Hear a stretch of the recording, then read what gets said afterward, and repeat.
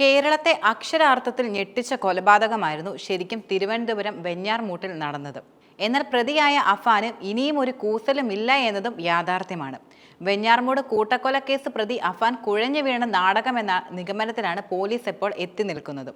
തെളിവെടുപ്പ് നീട്ടിവെക്കാനായി അഫാൻ കുഴഞ്ഞു വീണതാണോ എന്ന സംശയവും പോലീസിനിടയിൽ നിലനിൽക്കുന്നുണ്ട്. അതിനാലായിരുന്നു കഴിഞ്ഞ ദിവസം തന്നെ തെളിവെടുപ്പ് പൂർത്തിയാക്കിയത്. അഫാന്റെ മാനസിക നില വിശദമായി പരിശോധിക്കാനാണ് പോലീസ് കൈക്കൊണ്ടിട്ടുള്ള തീരുമാനം. വിദഗ്ധ ഡോക്ടർമാരുടെ സംഘത്തെ നൽകണമെന്നാവശ്യപ്പെട്ട് പോലീസ് DMOയ്ക്ക് കത്ത് നൽകുന്നതായിരിക്കും. ഡോക്ടർമാരുടെ സംഘത്തെ രൂപീകരിച്ചാൽ ഇക്കാര്യം കോടതിയിൽ അറിയിച്ച് അഫാനെ വീണ്ടും പുറത്തിറക്കാനാണ് പോലീസ് നടത്തുന്ന നീക്കമെന്നത്. എല്ലാവരെയും കൊലപ്പെടുത്താൻ ആദ്യം ഇരുമ്പുകമ്പി വാങ്ങാനാണ് ഉദ്ദേശിച്ചതെന്നും കൊണ്ടു നടക്കാൻ എളുപ്പത്തിനാണ് ചുറ്റിക വാങ്ങിയതെന്നുമാണ് അഫാൻ പോലീസിനോട് പറഞ്ഞത്. ചുറ്റികയാകുമ്പോൾ എവിടെയും കൊണ്ടുപോകാമെന്നും ആർക്കും സംശയം തോന്നില്ലെന്നും ചോദ്യം ചെയ്യലിനിടെ അഫാൻ തുറന്നു പറയുകയുണ്ടായി. ശക്തിയായി അടിച്ചാൽ ആൾ മരണപ്പെടുമെന്ന് തനിക്ക് പൂർണ്ണ ബോധ്യമുണ്ടായിരുന്നതായും പ്രതി മൊഴി നൽകിയിട്ടുണ്ട്.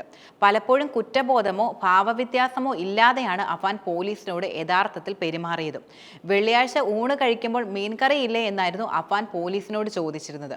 അതേസമയം തന്നെ പറയുന്ന പല കാര്യങ്ങളും പരസ്പര വിരുദ്ധമായിട്ടാണ്. സാമ്പത്തിക ബാധ്യത സംബന്ധിച്ച് അഫാനും പിതാവും മാതാവ് ഷെമിയും പറയുന്നത് പരസ്പര വിരുദ്ധമായിട്ടുള്ള കാര്യങ്ങളാണ്.